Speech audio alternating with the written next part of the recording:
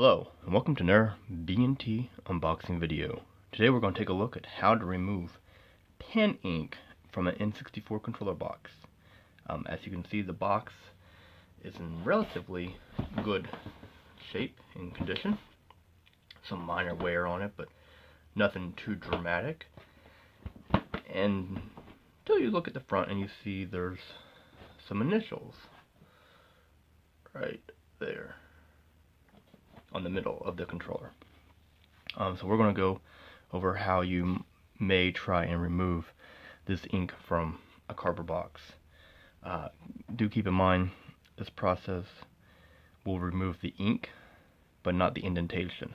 Fortunately, this one right here isn't too deep, so if we can remove the ink, it won't be too noticeable. But if it's indented the cardboard, you will not be able to repair that. So to get started, we will use some rubbing alcohol. Disregard the brand name. This is just a spray applicator that I use to put in the rubbing alcohol, and some Q-tips. So we'll start off by spraying the area,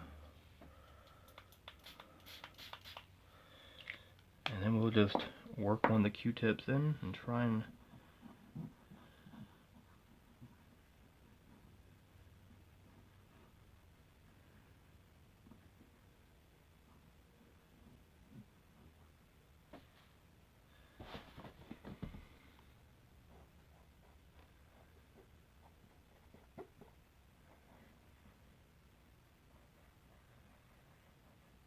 unfortunately, this seems to be rubbing more the box off than the ink. So we'll try dabbing it.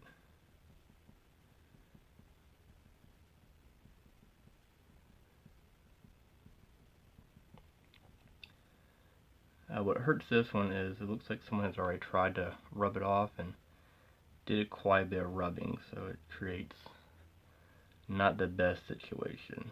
But it is something that you need to be aware of when trying to remove this 20-year-old ink.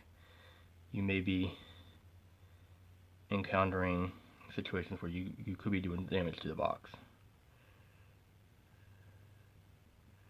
You just want to lightly go over it.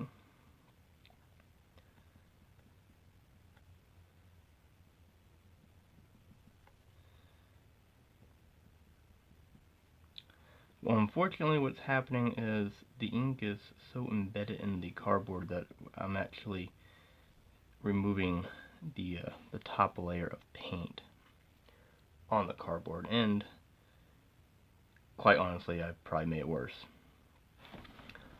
Especially on camera. It looks 100 times worse on camera.